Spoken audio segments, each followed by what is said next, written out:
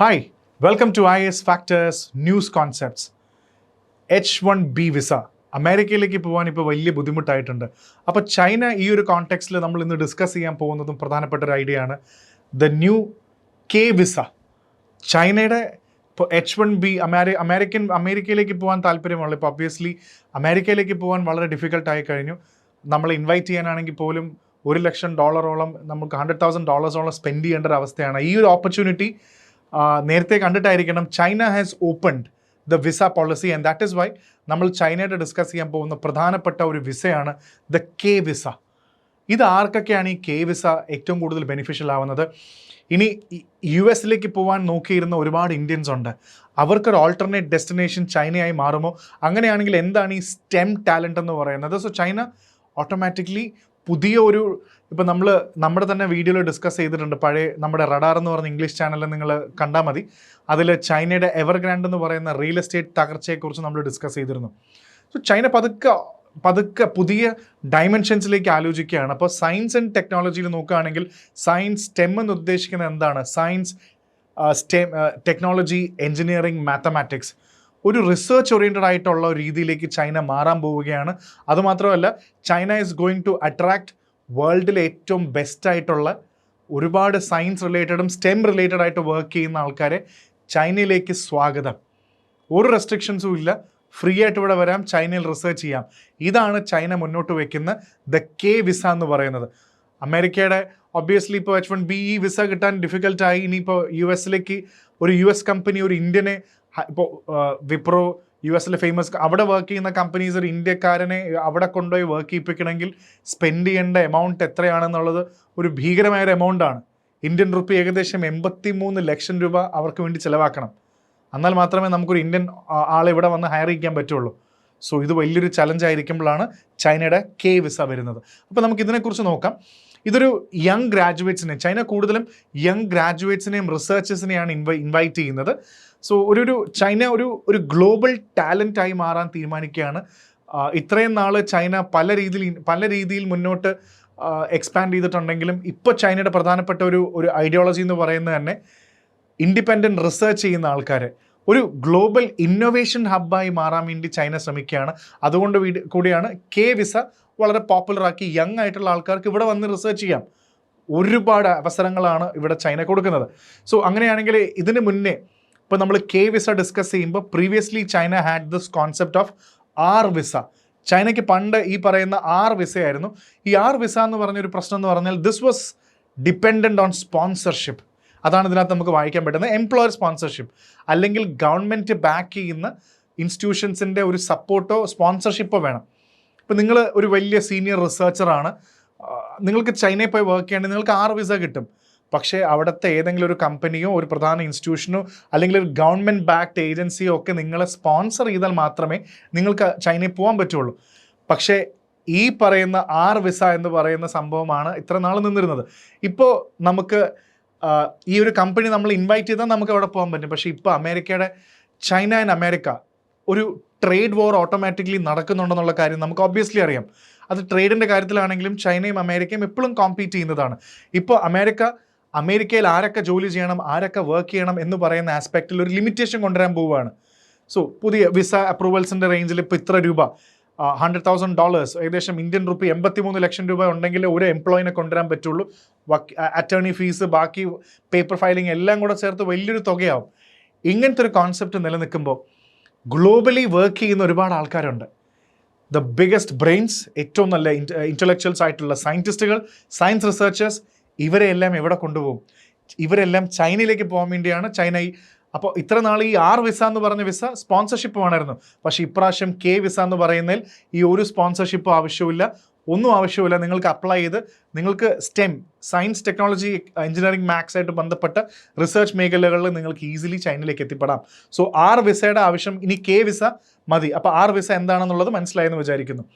അപ്പോൾ ചൈന മുന്നോട്ട് വയ്ക്കുന്ന വലിയ ഒരു സ്ലോഗനാണ് നമ്മൾ make in India, Atmanirbhar Bharat എന്നൊക്കെ പറയുന്ന പോലെ ഇവിടെ പ്രധാനപ്പെട്ട ഒരു സംഭവമാണ് come and make in China. ഇവിടെ വരൂ, come and make in China. ഇവിടെ വന്ന് കം ആൻഡ് ഇന്നോവേറ്റ്. ചൈനയിൽ നമുക്ക് ഇന്നോവേറ്റ് ചെയ്യാം.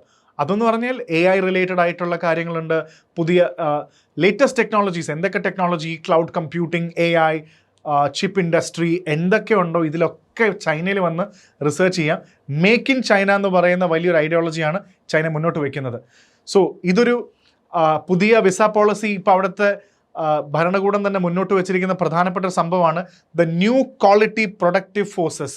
ഇനി ചൈനയ്ക്ക് വേണ്ടത് NQPF എന്ന് പറയുന്ന the new quality productive forces ആണ് ഇനി ചൈനയ്ക്ക് വേണ്ടത്. സോ ഇതൊരു വലിയ ഓപ്പർച്യൂണിറ്റി തന്നെയാണ് യങ് സയൻറ്റിസ്റ്റിന് ചൈനയിലേക്ക്. അതുപോലെ തന്നെ നേരത്തെ ഞാൻ പറഞ്ഞ പോലെ quantum computing, chip designing, green energy, even green energy, cloud technologies, അങ്ങനെ ഒത്തിരി ഏരിയസിലേക്ക് ചൈനയ്ക്ക് യങ് ആയിട്ടുള്ള ആൾക്കാർ ആവശ്യമുണ്ട്. ഇതിൽ ഓൾറെഡി ഞാൻ ഇന്ത്യക്കും വലിയൊരു ഓപ്പർച്യൂണിറ്റിയാണ് ഇന്ത്യൻസിനെ സംബന്ധിച്ചോളം ഇവിടെ പോകാൻ പറ്റുന്നത്. പക്ഷേ അഗെയിൻ ഇന്ത്യക്കാർ അമേരിക്കയിലേക്ക് പോയിരുന്ന ആൾക്കാർ ഇനി ചൈനയിലേക്ക് പോകുമെന്നുള്ളത് നെക്സ്റ്റ് ക്വസ്റ്റൻ ആണ്. സോ ഇവിടെയും ഞാൻ നേരത്തെ സൂചിപ്പിച്ച പോലെ ചൈന വേഴ്സസ് US വാർ, അതൊരു ട്രേഡ് വാറിന് ഒരു ഉത്തരം കൂടെയാണത്. ഇതൊരു ഫ്യൂച്ചറിസ്റ്റിക് ആയിട്ട് ചൈന ചെയ്യുന്നൊരു പ്രൊജക്റ്റാണ്. കാരണം into the future China ഒരു ഇന്നോവേറ്റീവ് ഹബ്ബാവാൻ ആഗ്രഹിക്കുന്നുണ്ട്, US പോലെ തന്നെ. അതിൻ്റെ ഒരു തുടക്കമായിട്ട് വേണം നമ്മളിത് കാണാൻ. സോ ഇനി വേറൊരു പ്രോഗ്രാം, ഇതൊരു ചൈനീസ് TTP എന്ന് പറഞ്ഞൊരു പ്രൊജക്റ്റ് ഉണ്ട്. ഇത് ചൈന കൊണ്ടു നടക്കുന്ന ഒരു പ്രൊജക്റ്റാണ്. 1000 ടാലൻറ്റ്സ് പ്രോഗ്രാം എന്നാണ് ഈ പ്രൊജക്റ്റിൻ്റെ പേര്. അതായത് വേറൊന്നുമല്ല, ചൈനയുടെ തന്നെ ഇപ്പം നമ്മൾ പറയാറുണ്ട് ഇസ്രോയിൽ വർക്ക് ചെയ്യുന്ന എത്രയോ, ഇപ്പം നാസയിൽ വർക്ക് ചെയ്യുന്ന സയൻറ്റിസ്റ്റുകൾ, അമേരിക്കയിൽ നാസയിൽ വർക്ക് ചെയ്യുന്ന സയൻറ്റിസ്റ്റുകൾ എത്രയോ ശതമാനം ആൾക്കാർ ഇന്ത്യൻ സയൻറ്റിസ്റ്റുകളാണ്. ഇവരെല്ലാം ഇസ്രോയിൽ വർക്ക് ചെയ്തിരുന്നെങ്കിലോ ISROയിൽ വർക്ക് ചെയ്തിരുന്നെങ്കിലോ എന്ന് നമ്മൾ ആലോചിച്ചാൽ ഇന്ത്യയുടെ സ്പേസ് ഡെവലപ്മെൻറ്റ് ഇമ്പ്രൂവ് ആവുമായിരുന്നോ ഇല്ലേ എന്നുള്ളൊരു ചോദ്യമുണ്ട്. അതേപോലെ ചൈനയുടെ വേൾഡ് ക്ലാസ് സയൻറ്റിസ്റ്റുകളും ഒരുപാട് ഇൻ്റലക്ച്വൽസ് ഉണ്ട്. ഇവരെല്ലാം ലോകത്തിൻ്റെ പല ഭാഗത്ത് വർക്ക് ചെയ്യാണ്. ഇവരെല്ലാം തിരിച്ച് ചൈനയിലേക്ക് കൊണ്ടുവരാൻ വേണ്ടിയുള്ളൊരു പ്രൊജക്റ്റാണ് TTP എന്ന് പറയുന്നത്, 1000 ടാലൻറ്റ്സ് പ്രോഗ്രാം. 2008 തുടങ്ങിയതാണ്. ഇത് വലിയൊരു പ്രൊജക്റ്റാണ്. ഇവർ തിരിച്ചു കൊണ്ടുവരിക. കാരണം ചൈന തിരിച്ച് സയൻറ്റിഫിക് റിസർച്ചും ഇന്നൊവേഷനൊക്കെ ബൂസ്റ്റ് ചെയ്യാൻ വേണ്ടി നോക്കുമ്പോഴാണ് വളരെ ഹൈ സാലറി അവർക്കിപ്പോൾ കിട്ടിക്കൊണ്ടിരിക്കുന്ന വലിയ ഹൈ സാലറി, ചൈനയിൽ ഏറ്റവും ബെസ്റ്റ് ഇൻഫ്രാസ്ട്രക്ചറിൽ റിസർച്ച് ചെയ്യാനുള്ള ഫണ്ടിങ്, ഇവർക്ക് ഫാമിലി ഹൗസിംഗ് ബെനിഫിറ്റ്സ് എല്ലാം കൊടുക്കുക. പ്ലസ് ചൈനയിലെ പ്രധാനപ്പെട്ട റിസർച്ച് യൂണിവേഴ്സിറ്റിയിലും ഇൻസ്റ്റിറ്റ്യൂഷൻസിലൊക്കെ വളരെ ഇമ്പോർട്ടൻറ്റ് റോൾ ഇവർക്ക് കൊടുക്കുക. അങ്ങനെ TTP വെച്ച് പോയ ആൾക്കാരെ എല്ലാം തിരിച്ചു പിടിക്കുക. അവരെല്ലാം ഇന്ന് പല ഭാഗത്താണ്, US-ലും UK-ലും പല ഭാഗത്താണ് ഇവരുടെ ആൾക്കാർ ഇപ്പോൾ ഇരിക്കുന്നത്. ഇവരെല്ലാം തിരിച്ചു കൊണ്ടുവരിക, അതാണ് TTP എന്ന് പറയുന്നത്. സോ അത് ചൈന വളരെ പോസിറ്റീവായിട്ട് തന്നെ നടത്തുന്നുണ്ട്. അതായത് ചൈനീസ് റിസർച്ചിനെ ബെസ്റ്റ് ആക്കാൻ വേണ്ടിയാണ് ഇത് ചെയ്യുന്നത്. ഇനി അടുത്തത്, ഇതിപ്പോൾ H1B വിസയുടെ കാര്യമാണ്. അമേരിക്കയിലേക്ക് പോകുമ്പോൾ ഏകദേശം $100,000 വേണമെന്ന് പറയുമ്പോൾ ഇന്ത്യൻ പ്രൊഫഷണൽസ് എത്രത്തോളം ഇന്ത്യക്കാർ ഇത് യൂസ് ചെയ്യൂല എന്നുള്ള വലിയൊരു ചോദ്യമുണ്ട്. കാരണം ഇനി US-ൽ പോകുമ്പോൾ ഈ ഒരു പ്രൊഫഷണൽ, നിങ്ങളിപ്പോൾ US-ൽ പോവുകയാണ്, അപ്പോൾ നിങ്ങളല്ല ഈ $1,00,000 $100,000 എന്ന് പറയുമ്പോൾ ഇന്ത്യൻ റുപ്പി ഏകദേശം 83 ലക്ഷം രൂപയുണ്ട്. നിങ്ങളല്ല 83 ലക്ഷം കൊടുക്കേണ്ടത്. നിങ്ങളെ കൊണ്ടുപോകുന്ന, ഇപ്പം നിങ്ങൾ ഹയർ ചെയ്യുന്ന അമേരിക്കൻ കമ്പനിയാണ്, നിങ്ങൾക്ക് വേണ്ടി ഞാനാണ് ഈ പൈസ ചിലവാക്കേണ്ടത്. അപ്പോൾ ഒരു എംപ്ലോയിക്ക് വേണ്ടി ഇന്ത്യൻ റുപ്പി അറ്റോർണി ഫീസും ഫയലിംഗ് ഇതെല്ലാം കൂടെ ചേർത്ത് വലിയൊരു തുക ഇൻവെസ്റ്റ് ചെയ്യുമ്പോൾ അത് കമ്പനിയെ സംബന്ധിച്ചോളം വലിയ നഷ്ടമാണ്. അപ്പോൾ അവർ നമ്മളെ അമേരിക്കയിലേക്ക് വിളിക്കാണ്ടാവും, ഹയർ ചെയ്യാണ്ടാവും. അങ്ങനെ വരുമ്പോൾ ചൈനയിലേക്ക് പോകാൻ വലിയൊരു ഓപ്പർച്യൂണിറ്റി ഉണ്ടെന്നാണ് ഇവിടെ പറയുന്നത്. അങ്ങനെയാണ് ഈ ഒരു സംഭവം ഇവിടെ നമുക്ക് മനസ്സിലാക്കാൻ സാധിക്കുന്നത്. സോ എന്നിട്ടും എത്ര പേര് ചൈനയിൽ പോകുന്നുള്ളത് നമുക്ക് കണ്ടു തന്നെ അറിയണം. ഇനി അവിടെ പോയാലുള്ള ബെനിഫിറ്റ്സ് നോക്കിക്കഴിഞ്ഞാൽ അവിടെ ഇനി ചൈനക്കാർ ഒരുക്കിയിരിക്കുന്ന ഒരു research infrastructure is world class.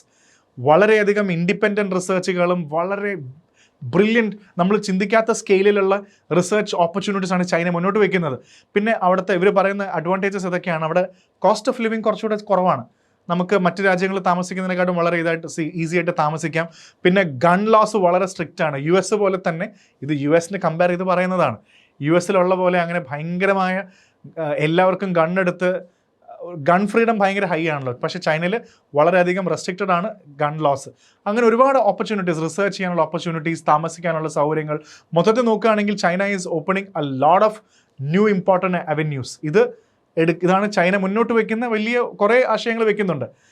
അപ്പോൾ വെൽക്കം ടു ചൈന എന്നുള്ളതാണ് അവരുടെ പ്രധാനപ്പെട്ട മോട്ടോ. ഇനി ഇങ്ങനെ വരുമ്പോഴും ഇതിൽ പ്രധാനപ്പെട്ട കുറച്ച് ചലഞ്ചസ് ഉണ്ട്.